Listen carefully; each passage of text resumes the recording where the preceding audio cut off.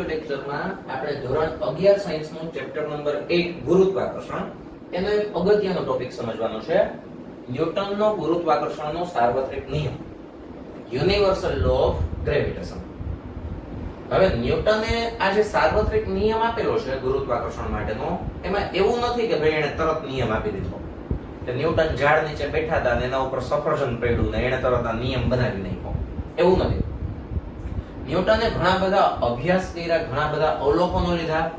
એની આગળના એના જે સિનિયર વૈજ્ઞાનિકો હતા એને કરેલા સંશોધનોમાંથી ઘણી બધી માહિતી ભેગી કરી અને ત્યારબાદ એને આ અગત્યનો નિયમ રજૂ કરેલો. બરોબર, તમારે આ જ ચેપ્ટરમાં કેપ્લરના નિયમો આવશે, જે ચેપ્ટરની શરૂઆતમાં આપેલા છે, પણ હું તમને આગળના લેક્ચરોમાં સમજાવીશ કે કેપ્લર છે એ ખૂબ જ મોટા ખગોળશાસ્ત્રી હતા. એણે ગ્રહોની ગતિ અંગેના અગત્યના 3 નિયમો આપેલા છે અને તમને જાણીને નવાઈ લાગશે કે એણે માત્ર આ 3 નિયમો આપવામાં એની પૂરી લાઈફ ખર્ચી નાખી. એની આખી જિંદગી છે એના લગભગ 50 થી 60 વર્ષ એણે આ નિયમો આપવા માટે ખર્ચી નાખ્યા. એટલે કેપ્લર છે એનું ખગોળશાસ્ત્રમાં ખૂબ જ મોટું યોગદાન છે.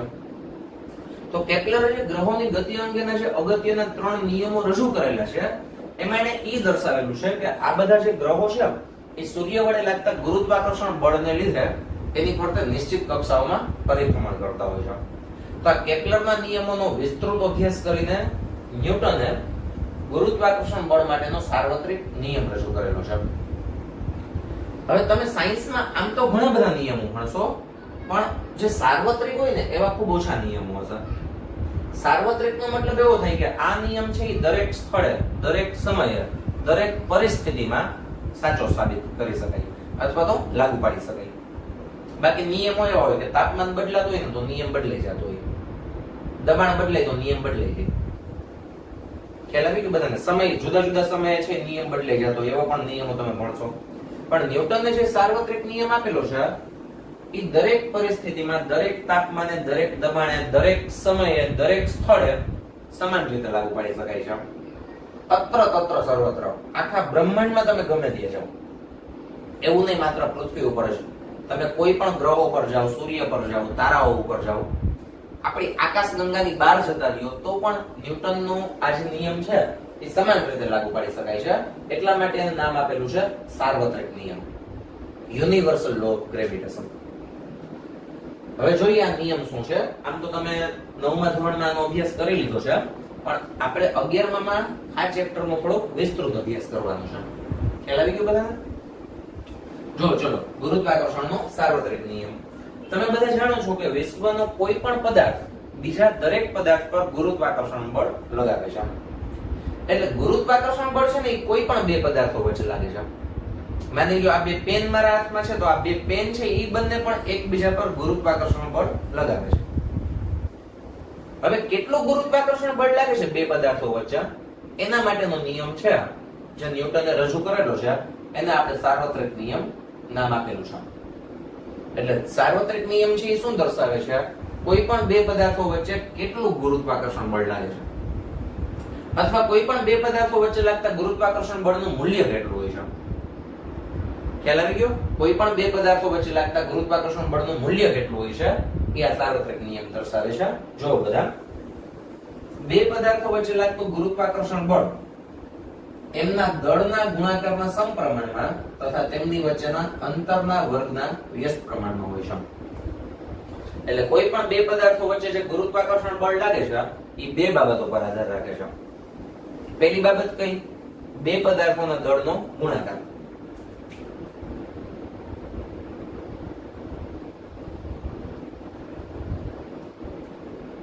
ગુરુત્વાકર્ષણ બળનું મૂલ્ય છે એ બે પદાર્થોના દળના ગુણાકારના સમપ્રમાણમાં હોય છે. જેમ બે પદાર્થોના દળનો ગુણાકાર મોટો હશે એમ ગુરુત્વાકર્ષણ બળ મોટું લાગશે. જેમ બે પદાર્થોના દળનો ગુણાકાર નાનો હશે એમ ગુરુત્વાકર્ષણ બળ ઓછું લાગશે. આ બે પેન છે એમના દળનો ગુણાકાર ખૂબ જ નાનો છે, એટલે એમની વચ્ચે લાગતું ગુરુત્વાકર્ષણ બળ ખૂબ જ ઓછું હશે. જ્યારે એક પેન અને પૃથ્વી, આ બંનેના દળનો ગુણાકાર ખૂબ જ મોટો છે. પેનનું દળ ઓછું છે પણ પૃથ્વીનું દળ છે એ ખૂબ જ વધારે છે. તો દળનો ગુણાકાર વધી ગયો તો પૃથ્વી વડે લાગતું ગુરુત્વાકર્ષણ બળ કેવું હશે? વધારે. એટલે તમે એને મૂકશો એટલે પૃથ્વી ઉપર પડશે, બીજી પેન ઉપર નહીં પડે. કારણ કે બે પેન નું જે તંત્ર છે એમના દળનો ગુણાકાર ઘણો નાનો છે. એક પેન અને પૃથ્વીનું બનેલું તંત્ર છે એમના દળનો ગુણાકાર મોટો છે. મોટો ગુણાકાર તો મોટો ગુરુત્વાકર્ષણ બળ, નાનો ગુણાકાર તો નાનો ગુરુત્વાકર્ષણ બળ. બીજી બાબત કઈ છે? અંતર. પહેલી બાબત દળનો ગુણાકાર. ગુરુત્વાકર્ષણ બળ છે બે પદાર્થો વચ્ચે લાગે છે એ એમના દળના ગુણાકાર ઉપર આધાર રાખે, અને બીજું અંતર ઉપર આધાર રાખે. તો અંતરના વર્ગના વ્યસ્ત પ્રમાણમાં હોય છે બળ. વ્યસ્ત પ્રમાણમાં એટલે શું થાય? અંતરના વર્ગના વ્યસ્ત પ્રમાણમાં. વ્યસ્ત પ્રમાણમાં એટલે શું થાય કે જેમ અંતર વધી જાય ને એમ ગુરુત્વાકર્ષણ બળ ઘટી જાય. એનું હું તમને એક સરસ ઉદાહરણ આપું, તમને મજા આવશે. આ જે પેન છે એના પર પૃથ્વી વડે ગુરુત્વાકર્ષણ બળ લાગે છે, સૂર્ય વડે પણ ગુરુત્વાકર્ષણ બળ લાગે છે. બરોબર? પૃથ્વી વડે પણ લાગે છે ગુરુત્વાકર્ષણ બળ અને સૂર્ય વડે પણ લાગે છે. કોનું દળ વધારે, પૃથ્વીનું કે સૂર્યનું? યસ, સૂર્યનું દળ વધારે. તો સૂર્ય વડે લાગતું ગુરુત્વાકર્ષણ બળ વધારે હોવું જોઈએ, પણ હું મૂકું છું તો ક્યાં પડે છે? સૂર્ય ઉપર પડે છે ને કે પૃથ્વી ઉપર? હા, પૃથ્વી ઉપર પડે છે. તો સૂર્યનું દળ વધારે છે તો સૂર્યનું ગુરુત્વાકર્ષણ બળ વધુ હોવું જોઈએ. પણ અહીંયા જે ગુરુત્વાકર્ષણ બળ છે એ માત્ર દળ ઉપર નહીં, અંતર ઉપર પણ આધાર રાખે છે. આ પેન છે એ પૃથ્વીની એકદમ નજીક છે, એટલે પૃથ્વીથી અંતર ઘણું ઓછું છે તો બળ વધારે લાગશે પૃથ્વીનું. અને સૂર્યથી અંતર છે એ લાખો કિલોમીટર છે, તો સૂર્ય વડે લાગતું બળ છે એ કેવું હશે? ઓછું હશે. બરોબર? એટલે બે પદાર્થો વચ્ચે લાગતું ગુરુત્વાકર્ષણ બળ છે એ બે બાબતો પર આધાર રાખે છે. કઈ બે બાબતો? વિચારો છો મનમાં. પહેલું, બે પદાર્થોના દળનો ગુણાકાર. બીજું, એમની વચ્ચેનું અંતર. ગુણાકારના સમપ્રમાણમાં હોય છે, દળના ગુણાકારના સમપ્રમાણમાં હોય છે, અને અંતરના વર્ગના વ્યસ્ત પ્રમાણમાં હોય છે. તો આ જે વિધાન છે ને ન્યૂટનનો ગુરુત્વાકર્ષણનો સાર્વત્રિક નિયમ કહેવાય. આ m1 દળનો પદાર્થ, આ m2 દળનો પદાર્થ, બંને પદાર્થોના કેન્દ્રો વચ્ચેનું અંતર r. m1 દળનો પદાર્થ, m2 દળનો પદાર્થ, બંને પદાર્થોના કેન્દ્રો વચ્ચેનું અંતર એટલે r. તો ન્યૂટને જે નિયમ રજૂ કરેલો છે સાર્વત્રિક નિયમ, એને આપણે ગાણિતિક સ્વરૂપે રજૂઆત કરીએ. તો નિયમ અનુસાર આપણે એવું લખી શકીએ f ચલે છે m1 m2, બળ છે ગુરુત્વાકર્ષણ બળ એ દળના ગુણાકારના સમપ્રમાણમાં છે, તથા f ચલે છે 1/r², અંતરના વર્ગના વ્યસ્ત પ્રમાણમાં છે. તમે જાણો છો સમપ્રમાણમાં હોય તો આ રીતે લખાય, વ્યસ્ત પ્રમાણમાં હોય તો આ રીતે લખાય. આ બંને વસ્તુ ભેગી કરો, કમ્બાઈન કરો તો f ચલે છે m1 m2/r², f ચલે છે m1 m2/r². અને તમે બધા જાણો છો, તમે ભણી ગયા છો મેથ્સમાં કે ચલન દૂર કરીને બરાબર મૂકો એટલે અચળાંક આવશે. અચળાંક મૂકવો પડે. ખ્યાલ આવી ગયો? તો f બરાબર gm1 m2/r². ખાસ આ સૂત્ર બધા યાદ રાખી લેજો. તમે જ્યાં સુધી સાયન્સ ભણશો ને ત્યાં સુધી આ સૂત્રનો ઉપયોગ આવશે. એવું નહીં કે ગુરુત્વાકર્ષણ બળ છે, પણ આગળના તમારે બીજા બળો સમજવા હોય ને તો પણ તમને આ સૂત્રનો ખ્યાલ હોવો જોઈએ. દાખલા તરીકે તમારે 12મા ધોરણમાં કુલમ્બનો નિયમ આવશે. તો કુલમ્બનો નિયમ તમે સમજશો ને ત્યારે પણ તમારે આ વસ્તુની જરૂર પડશે. આને રિલેટેડ અથવા તો આને સિમિલર, આ જે ગુરુત્વાકર્ષણનો જે સાર્વત્રિક નિયમ રજૂ કરેલો છે ન્યૂટને, સેમ એને અનુરૂપ બે વિદ્યુત ભારો વચ્ચે લાગતા વિદ્યુત બળનો નિયમ કુલમ્બે રજૂ કરેલો છે. એટલે આ તમે વ્યવસ્થિત જો જાણતા હશો તો એ સમજવું ઘણું સહેલું પડશે. બરોબર? એટલે ગુરુત્વાકર્ષણ બળનું સૂત્ર ખાસ યાદ રાખી લેજો બધા. F બરાબર gm1 m2/r². અહીંયા કેપિટલ G છે એ અચળાંક છે. આ ચેપ્ટરમાં બે G આવશે, કેપિટલ G અને સ્મોલ G. સ્મોલ G આપણે આગળ જોશું. અત્યારે શું આવે છે? Capital G. તો કેપિટલ G અચળાંક છે, એને ગુરુત્વાકર્ષણનો સાર્વત્રિક અચળાંક કહે છે. તમે જાણો છો અચળાંક એટલે એવી વસ્તુ કે જેનું મૂલ્ય કોઈ દિવસ બદલાય નહીં. તો અહીંયા કેપિટલ G છે એનું મૂલ્ય કોઈ દિવસ નહીં બદલાય, ક્યારેય નહીં બદલાય. દરેક સ્થળે એનું મૂલ્ય એક સરખું જ રહેશે, દરેક સમયે એક સરખું રહેશે. એટલે એને સાર્વત્રિક અચળાંક નામ આપેલું છે. પાઈ છે એ સાર્વત્રિક અચળાંક છે. પાઈ ની કિંમત જાણો છો ને બધા? 3.14. તો એ સાર્વત્રિક અચળાંક છે. તમે અમેરિકામાં જઈને પાઈ ની કિંમત કોઈને પૂછો તો એ લોકો 3.14 જ કહેશે. સૂર્ય ઉપર કે ચંદ્ર ઉપર તમારે કઈક ગણતરી કરવી હોય એમાં જો પાઈ આવે તો ત્યાં પણ આપણે 3.14 જ લેવું પડે. બરોબર? તો જે રાશિનું મૂલ્ય દરેક સ્થળે સરખું રહેતું હોય એને સાર્વત્રિક અચળાંક કહેવાય. તો અહીંયા કેપિટલ G છે એને ગુરુત્વાકર્ષણનું સાર્વત્રિક અચળાંક કહે છે. આ એનું મૂલ્ય છે 6.67 × 10⁻11. કેપિટલ G નું મૂલ્ય છે 6.67 ગુણ્યા 10 ની માઈનસ 11 ઘાત. તમે પાઈ નું મૂલ્ય જે રીતે યાદ રાખી લીધું છે એ રીતે કેપિટલ G નું મૂલ્ય પણ યાદ રાખવાનું છે. શું છે કેપિટલ G નું મૂલ્ય? 6.67 ગુણ્યા 10 ની માઈનસ 11 ઘાત. અને એનો એકમ છે ન્યૂટન મીટર સ્ક્વેર પ્રતિ કિલોગ્રામ સ્ક્વેર. પાઈ નો કઈ એકમ નથી, પાઈ નું માત્ર મૂલ્ય જ છે 3.14. પણ અહીંયા કેપિટલ G છે એનું મૂલ્ય પણ છે અને એનો એકમ પણ છે. તમારે G નો એકમ આ ન્યૂટન મીટર સ્ક્વેર પ્રતિ કિલોગ્રામ સ્ક્વેર કેવી રીતે આવ્યો એ ચેક કરવું હોય તો આ સૂત્ર ઉપરથી તમે મેળવી શકો. જો આ સૂત્ર છે ગુરુત્વાકર્ષણ બળનું, એમાં F નો એકમ શું થાય? બળનો એકમ ન્યૂટન, બરોબર છે. શું થાય બળનો એકમ? ન્યૂટન. m1 એટલે દળ, દળનો એકમ થાય કિલોગ્રામ. આ પણ દળ, એનો એકમ એ કિલોગ્રામ થાય. તો કિલોગ્રામ ઇન્ટુ કિલોગ્રામ કરો તો કિલોગ્રામ સ્ક્વેર થઈ ગયું. છેદમાં અંતર, અંતરનો એકમ મીટર થાય પણ સ્ક્વેર છે એટલે મીટર સ્ક્વેર. હવે તમે બંને બાજુ એકમ લખી નાખ્યા ને પછી G ને કરતા બનાવી દો તો આ r સ્ક્વેર નો એકમ ગુણાકારમાં આવી જશે. તો અહીંયા શું છે એકમ? Newton, newton metre square. છેદમાં શું આવી જશે? Kilogram into kilogram, kilogram square એટલે G બચે. તો G નો એકમ થશે ન્યૂટન મીટર સ્ક્વેર પ્રતિ કિલોગ્રામ સ્ક્વેર. આ જે G નું જે મૂલ્ય છે ને એ સૌપ્રથમ કેવેન્ડિશ નામના ભૌતિક શાસ્ત્રીએ મેળવેલું હતું.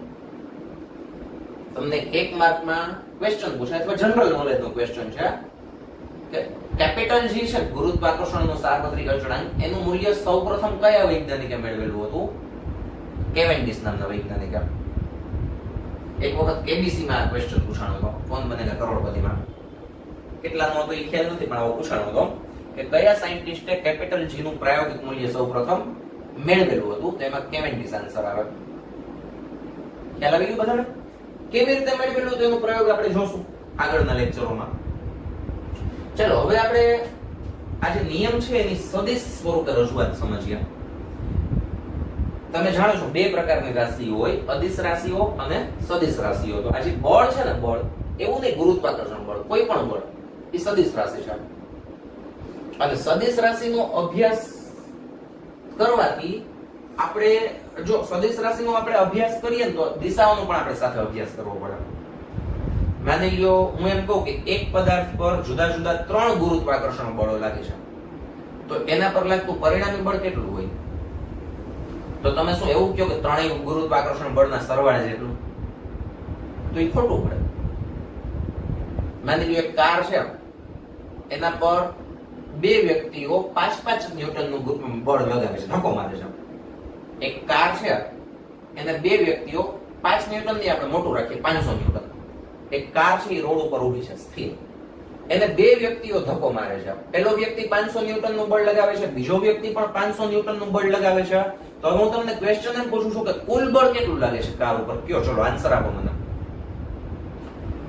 ક્વેશ્ચન રિપીટ કરું છું. એક કાર ઉપર બે વ્યક્તિઓ 500 ન્યૂટન નું બળ લગાવે છે તો કાર ઉપર લાગતું પરિણામી બળ કેટલું?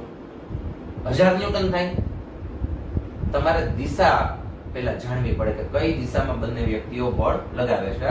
જો બંને વ્યક્તિઓ એક જ દિશામાં ધક્કો મારતા હોય ને તો 1000 ન્યૂટન થાય. પણ માની લો એક વ્યક્તિ 500 ન્યૂટન નું બળ પાછળથી લગાવે છે અને બીજો વ્યક્તિ 500 ન્યૂટન નું બળ આગળથી લગાવે છે તો પરિણામી બળ શૂન્ય થાય. એટલે તમે આજે બળ કેટલું લાગે છે પરિણામી બળ એ માત્ર મૂલ્યો ઉપરથી નક્કી ન કરી શકો. મેં તમને ખાલી મૂલ્યો કીધા હતા. એક વ્યક્તિ વડે લાગતું બળ 500 ન્યૂટન, બીજી વ્યક્તિ વડે લાગતું બળ પણ 500 ન્યૂટન, તો કુલ બળ કેટલું? તો તમે 1000 ન્યૂટન ન કહી શકો ડાયરેક્ટ. તમારે દિશા પૂછવી પડે કે કઈ દિશામાં લાગે છે.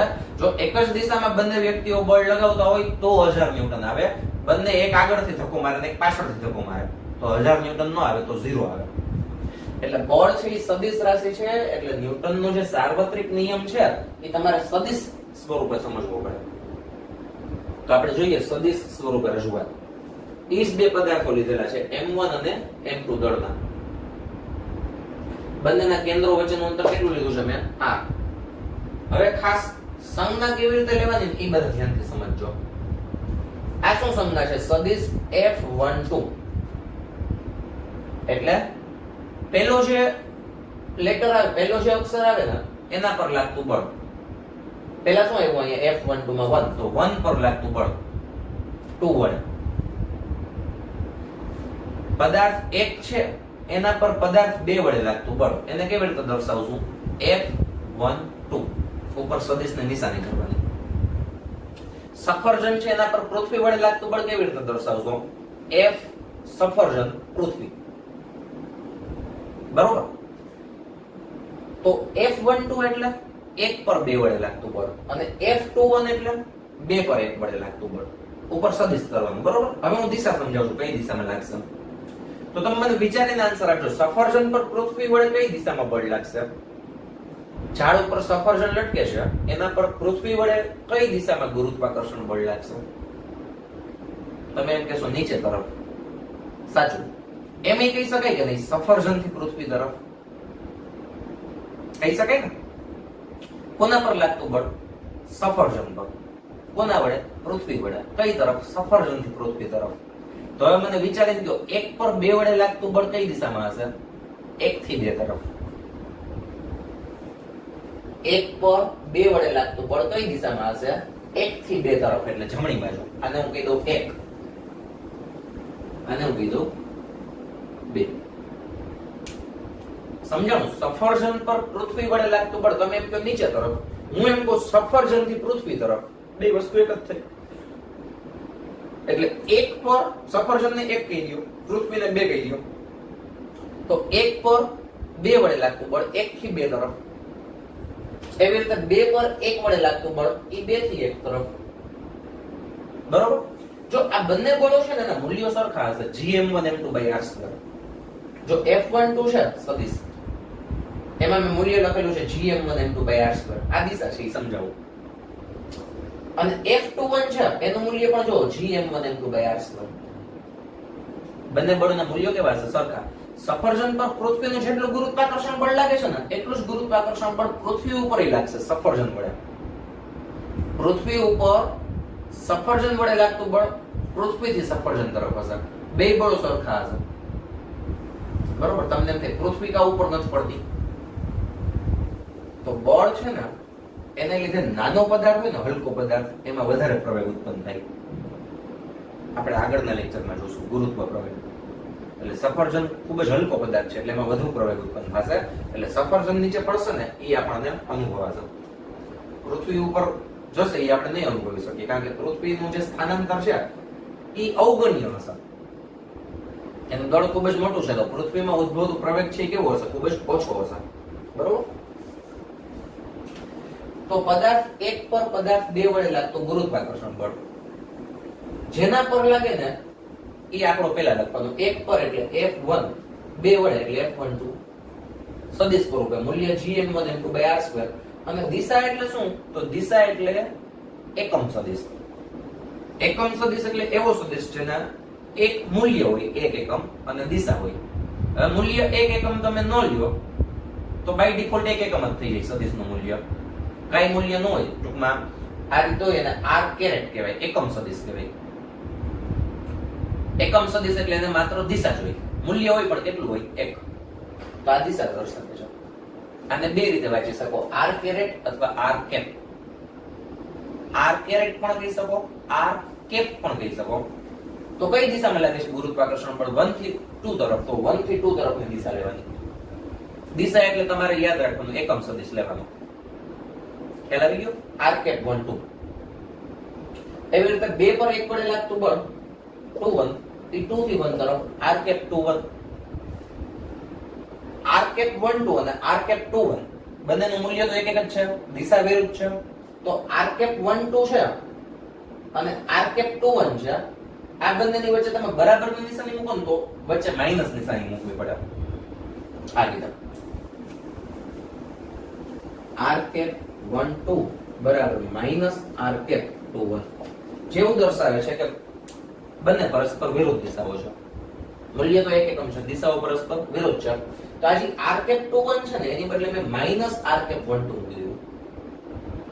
r કેપ 2 1 એટલે 2 થી 1 તરફની દિશા. 2 થી 1 તરફની દિશા. કેપ હોય એટલે દિશા જ બોલવાનું, મૂલ્ય નહીં બોલવાનું. મૂલ્ય આટલું gm1m2/r². આને શું બોલવાનું? 1 થી 2 તરફની દિશા. r કેપ એટલે એકમ સદિશ. બરોબર. તો r કેપ 2 1 ની બદલે મેં શું મૂકી દીધું? Minus r cap 1 2. અને આ જે છે gm1m2 by r સ્કેપ into r cap 12 એની બદલે હું f12 મૂકી દઉં માઈનસ નિશાની એમ f21 એટલે 2 પર 1 વડે લાગતું બળ અને 1 પર 2 વડે લાગતું બળ બંને કેવા છે બરાબર છે સરખા છે અને પરસ્પર વિરુદ્ધ દિશામાં છે ખ્યાલ આવી ગયો બધાને ચાલો હવે આપણો પ્રશ્ન એવો છે કે માની લો એક જ પદાર્થ પર જુદા જુદા 3 અથવા 4 અથવા 5 અથવા 50 અથવા 500 પદાર્થો વડે ગુરુત્વાકર્ષણ બળ લાગતા હોય ત્યારે શું કરવાનું તો ત્યારે આપણે પરિણામી ગુરુત્વાકર્ષણ બળ મેળવવા માટે સંપાતપણાના સિદ્ધાંતનો ઉપયોગ કરવાનો છે આ સંપાતપણાનો સિદ્ધાંત એવો છે કે કોઈ પણ પદાર્થ પર લાગતું પરિણામી બળ ધ્યાનથી સાંભળજો કોઈ પણ પદાર્થ પર લાગતું પરિણામી બળ દરેક પદાર્થો વડે લાગતા બળોના સદિશ સરવાળે જેટલું હોય છે કોઈ પણ પદાર્થ પર લાગતું પરિણામી બળ દરેક પદાર્થો વડે લાગતા બળોના સદિશ સરવાળે જેટલું હોય છે હવે હું તમને એક દાખલો સમજાવું છું એમાં તમને આ સિદ્ધાંતનો ખ્યાલ આવી જશે બરોબર આ એક દાખલો ખાસ સમજી લ્યો પછી આપણે આ લેક્ચર પૂરો કરીએ એક દાખલો સમજીએ પછી બરોબર બીજો ટોપિક છે આપણે આગળના લેક્ચરમાં જોશું તો હવે હું તમને એક દાખલો સમજાવું છું એમાં તમને સંપાતપણાનો સિદ્ધાંત શું છે એનો ખ્યાલ આવશે બરોબર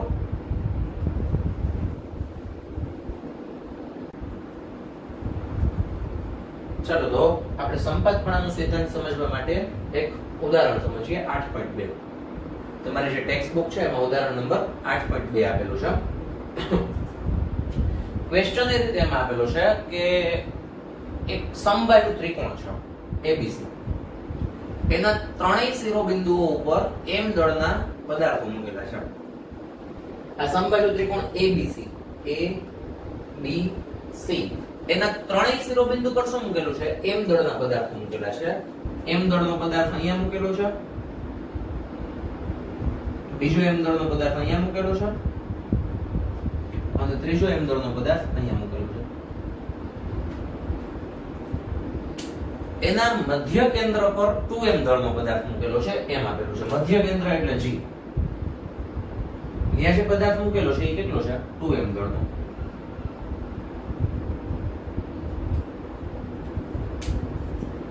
અને દરેક શિરોબિંદુથી મધ્ય કેન્દ્રનું અંતર 1 મીટર આપેલું છે એટલે A થી G 1 મીટર છે B થી G 1 મીટર છે અને C થી G છે એ પણ 1 મીટર આપેલું છે AG is equal to BG is equal to CG is equal to 1 metre આ બે પ્રશ્નો પૂછેલા છે પહેલો પ્રશ્ન શું છે જો મધ્ય કેન્દ્ર પર મૂકેલા 2m દળના પદાર્થ પર લાગતું ગુરુત્વાકર્ષણ બળ કેટલું હશે મધ્ય કેન્દ્ર પર મૂકેલા 2m દળના પદાર્થ પર લાગતું ગુરુત્વાકર્ષણ બળ કેટલું હશે બીજો ક્વેશ્ચન જો A શિરોબિંદુ પરનું દળ બમણું કરી નાખવામાં આવે તો કેટલું બળ લાગશે મધ્ય કેન્દ્ર પરના પદાર્થ પર બરોબર ચાલો હવે આપણે છે ને આ 2 ડાયમેન્શનલ આકૃતિ છે દ્વિપરિમાણિક આકૃતિ એટલે આપણે બે અક્ષો લઈ લઈએ x અને y મધ્ય કેન્દ્રને હું ઉગમ બિંદુ તરીકે લઈ લઉં આ x અક્ષ લઈ લીધી અને આ y અક્ષ લઈ લીધી હવે બધા ખાસ યાદ રાખજો અક્ષોની દિશાના એકમ સદિશો છે i કેપ j કેપ અને k કેપ x અક્ષની દિશાનો એકમ સદિશ છે i કેરેટ y અક્ષની દિશાનો એકમ સદિશ છે j કેરેટ અને 3 ડાયમેન્શનલ હોય તો z અક્ષ આવશે તો z અક્ષની દિશાનો એકમ સદિશ થશે k કેરેટ એની આપણે જરૂર પડશે નહીં તો બસ આ એના નામ ફિક્સ કરેલા છે નક્કી કરેલા છે i કેરેટ હોય એટલે તમારે x દિશા સમજવી માઈનસ i કેરેટ હોય તો નેગેટિવ x j કેરેટ હોય તો y માઈનસ j કેરેટ હોય તો નેગેટિવ y બરોબર ચલો આ જે g છે એના પર a વડે બળ લાગશે b વડે પણ બળ લાગશે c વડે પણ બળ લાગશે a વડે કઈ દિશામાં બળ લાગશે g પર a વડે લાગતું બળ યાદ કરો g થી a તરફ g પર a વડે લાગતું બળ g થી a તરફ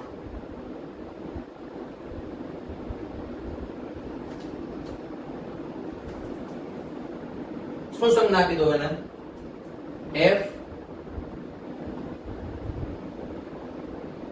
g a બરોબર ને b વડે લાગતું બળ b તરફ હશે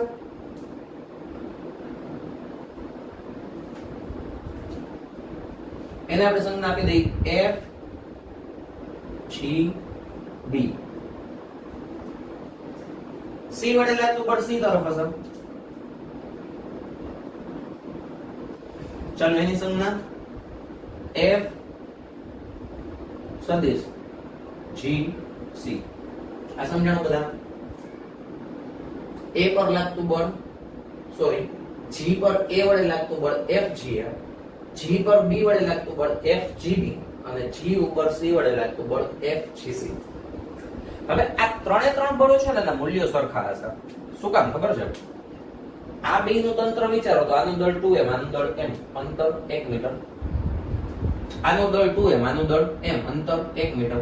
2m m 1 મીટર. એટલે ત્રણે ત્રણ બળોના મૂલ્યો સરખા હશે, દિશા અલગ અલગ છે. બરોબર? તો પહેલા આપણે મૂલ્યો સરખા હશે એવું લખી નાખીએ. અહીં FGA બરાબર FGB બરાબર FGC એના બરાબર આપણે F લઈ લઈએ. ઉપર સદિશ નથી કર્યું તો બરાબર લખી શકો. સદિશ કરો ને તો બરાબર ન લખાય, કારણ કે સદિશ બરાબર હોય એનો મતલબ એવો થાય મૂલ્ય પણ બરાબર હોવા જોઈએ, દિશા પણ સરખી હોવી જોઈએ, પણ મેં સદિશ નથી કર્યું. તો F બરાબર શું છે? G m1 એટલે 2m, m2 એટલે m by r square. r એટલે 1 મીટર આપેલું છે એનો સ્ક્વેર. તમે FGA લ્યો, FGB લ્યો, FGC લ્યો, કોઈ પણ લ્યો, મૂલ્ય લખેલું છે આપણે. તો Gm1 m2 by r square થાય. કયું લેવું છે? ત્રણ માંથી બોલો. ત્રણેય બરાબર એક છે ને, એટલે G લઈ લઈએ આપણે. તો G નું દળ m1 એટલે 2m, આનું દળ m2 એટલે m છેદમાં r સ્ક્વેર એટલે 1 મીટર નો વર્ગ. મેં તમને કીધું GA, GB અને GC ત્રણેય 1 મીટર આપેલું છે. તો શું થઈ જશે બોલો? 2gm સ્ક્વેર થઈ જશે ને.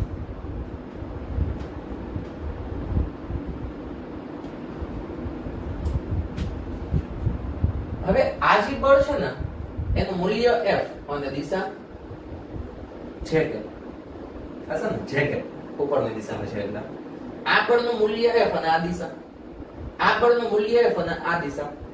તો આની દિશા ફિક્સ છે જે કે આ બંને છે એની દિશા છે ઈ આપણે I અને J ના સ્વરૂપમાં લઈ આવવી પડે. એના માટે સદિશના બે ઘટકો લેવા પડે, એક x દિશાનો ઘટક અને બીજો y દિશાનો ઘટક. તો આ જે બળ છે ને એનો x દિશાનો ઘટક જમણી બાજુ આવશે, y દિશાનો ઘટક નીચે આવશે. આ બળ છે એનો x દિશાનો ઘટક ડાબી બાજુ આવશે, y દિશાનો ઘટક નીચે આવશે. સિમ્પલ લોજિક છે. આ એરો ક્યાં જાય છે? જમણી બાજુ અને નીચે. એટલે એક ઘટક જમણી બાજુ આવશે, બીજો ઘટક નીચે આવશે. આ એરો ક્યાં જાય છે? ડાબી બાજુ અને નીચે. તો એક ઘટક ડાબી બાજુ, બીજો ઘટક નીચે. તો ચલો પહેલા આના ઘટક પાડીએ આપણે. જમણી બાજુ અને નીચે. આ જમણી બાજુનો ઘટક, આ નીચે તરફનો ઘટક.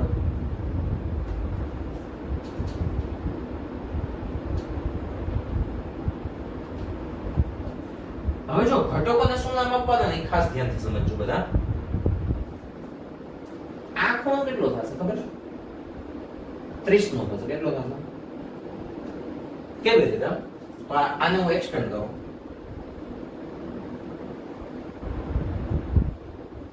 હવે સમબાજુ ત્રિકોણ છે એટલે ત્રણેય ખૂણા સાઈડ સાઈડ ના હોય. આ ખૂણો 60 નો, આ ખૂણો 60 અને આ ખૂણો 60. તો એનો દ્વિભાજક છે એટલે 30 30 થાય ને. તો z બને છે.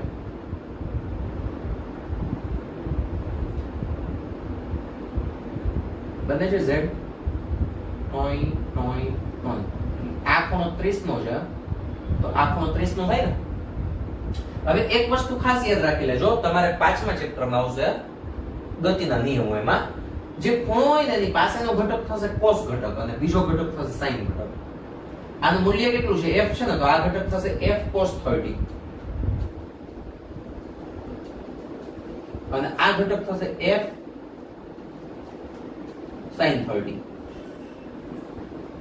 એવી રીતે આનો એક ઘટક ડાબી બાજુ આવશે.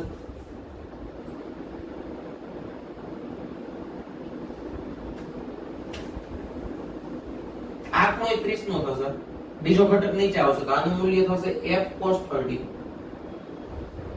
આનું મૂલ્ય થશે f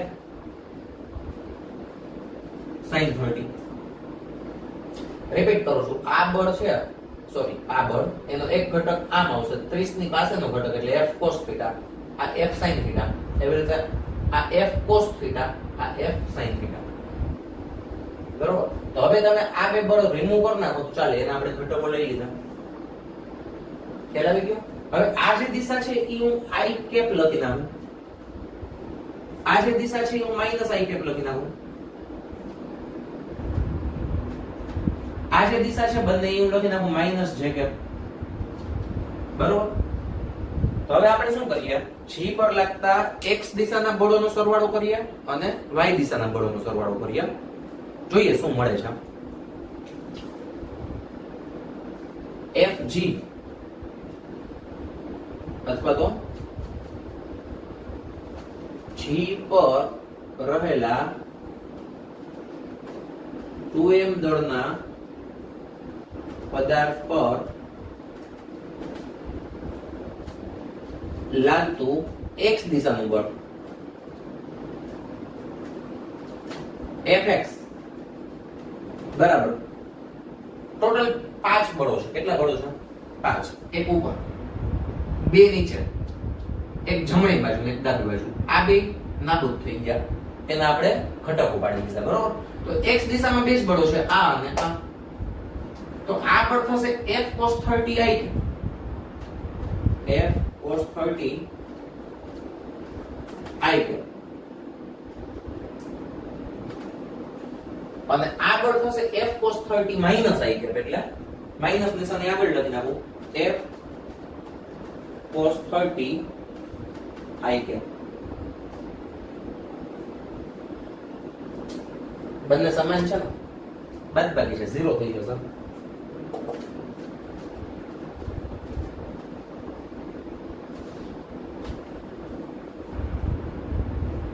બરોબર? x દિશામાં લાગતું બળ શૂન્ય થઈ ગયું. કોના પર? g પર રહેલા 2m દળના પદાર્થ પર x દિશાનું બળ 0 તથા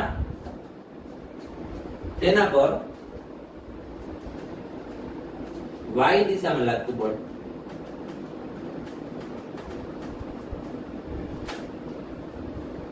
fy. y દિશામાં ત્રણ બળો છે, એક ઉપર અને બે નીચે. ઉપર છે fg, fg બરાબર f થાય ને, અને ઉપર છે એટલે j કેપ. બરોબર? ચલો અહીંયા મેં દિશા દર્શાવેલી હતી ને i કેપ, તો અહીંયા સદિશ લખવું પડે.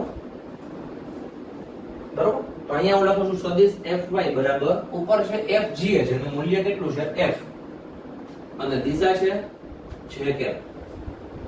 નીચે f sin 30 minus j cap અને f sin 30 minus j cap, એટલે બંને minus. minus f sin 30 j cap minus f sin 30 j cap. બધામાંથી j કેપ સામાન્ય કાઢી લો, બધામાંથી f પણ સામાન્ય કાઢી લો. f આગળ કાઢીએ આપણે સામાન્ય.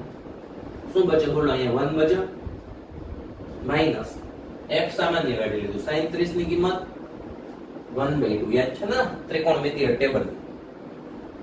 f અને j કેપ કોમન કાઢી લીધું. બરોબર? ફરીથી માઈનસ f કોમન કાઢી લીધું, j કેપ કોમન કાઢી લીધું, પાછું sin 30 એટલે 1/2 j કેપ. 1/2 એટલે શું થાય? અડધું. 1 માઈનસ અડધું માઈનસ અડધું. એક આખું હતું એમાંથી બે અડધા અડધા બાદ થઈ ગયા એટલે 0 થઈ ગયું.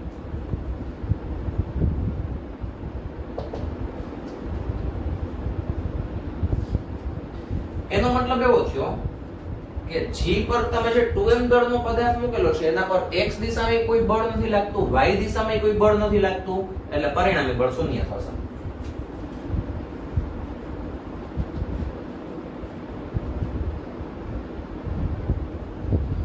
ઝીરો ની ઉપર સદિશ ન કરો તો ચાલે. આ ખ્યાલ આવી ગયો બધાને? પહેલો ક્વેશ્ચન મધ્ય કેન્દ્ર પર મૂકેલા 2m દળના પદાર્થ પર લાગતું ગુરુત્વાકર્ષણ બળ કેટલું હશે? તો મધ્ય કેન્દ્ર પર 2m દળનો જે પદાર્થ મૂકેલો છે એના પર લાગતું ગુરુત્વાકર્ષણ બળ શૂન્ય હશે. બરોબર? હવે બધા બીજો ક્વેશ્ચન જુઓ. એ શિરોબિંદુ પરનું દળ બમણું કરવામાં આવે તો કેટલું બળ લાગશે?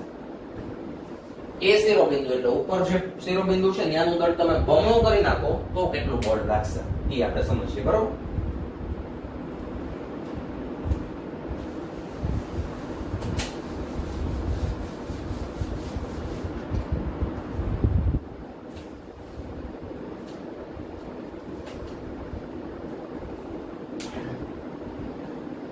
આ જે બળ છે ને એ 2 ગણું થઈ જશે. દળ બમણું કર્યું એટલે બળ 2 ગણું થઈ જશે. બાકી બધું એઝ ઇટ ઇઝ. બરોબર છે. તો હવે શું થશે? FGA બરાબર 2F થઈ જશે. કેટલું થઈ જશે? અને દિશા કઈ થશે? જે કે તો આ કિસ્સામાં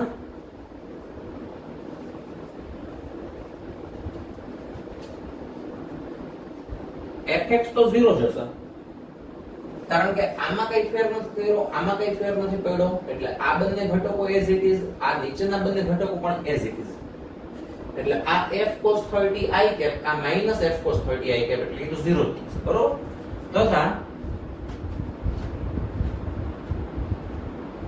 fy બરાબર ઉપર કેટલું બળ લાગે છે? fga. fga એટલે 2f j cap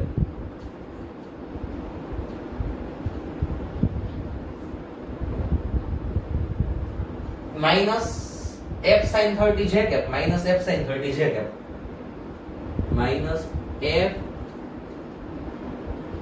sin 30 j cap minus f sin 30 j cap. આ 2f j cap એમને રાખો. ચલો minus x એટલે minus 2x એટલે minus 2x x એટલે આખું f sin 30 j cap 2f j cap minus 2f sin 30 એટલે 1/2 j cap. ખ્યાલ આવી ગયો?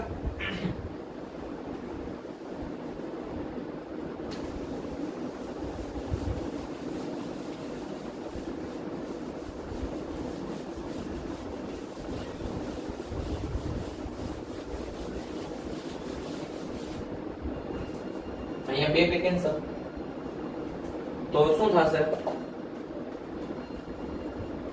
fy બરાબર 2f j cap minus f j cap. તો આન્સર આવશે f j cap અને f એટલે શું? Yes 2gm² j cap. યાદ કરો ત્યાં આપણે f મેળવેલું હતું 2gm² હતું. બરોબર. તો આને તમે fy કહી શકો.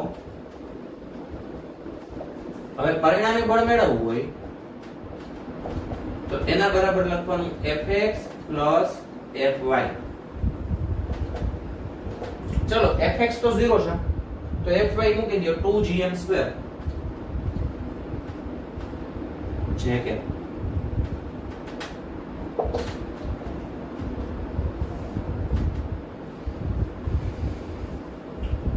ખ્યાલ આવી ગયો? થોડુંક તમારા માટે અહીંયા નવું છે, બળના ઘટકો આપણે લીધેલા છે, પણ મેં તમને કીધું એ રીતે અત્યારે થોડું યાદ રાખી લેજો ઘટકો કઈ રીતે લેવાના. ખૂણાની પાસેનો જે ઘટક છે એ cos અને બીજો ઘટક sin. આ દિશામાં છે એટલે જમણી બાજુ અને નીચે જાય છે, આ દિશામાં છે એટલે ડાબી બાજુ અને નીચે જાય છે. બાકી બધું સિમ્પલ મેથેમેટિક્સ છે. બરોબર. ચલો વધારે આગળના જે ટોપિક છે એ આપણે આગળના લેક્ચરમાં જોશું. હા, એક છે ને એક્સરસાઇઝ છે, નંબર તો મને અત્યારે યાદ નથી, કઈ વાત નહીં. ચલો બીજા લેક્ચરમાં આપણે આ એક્સરસાઇઝ છે હું તમને નંબર આપીશ, તમે જાતે સોલ્વ કરજો અને આગળ આપણે નવો ટોપિક સ્ટાર્ટ કરશું. બરોબર.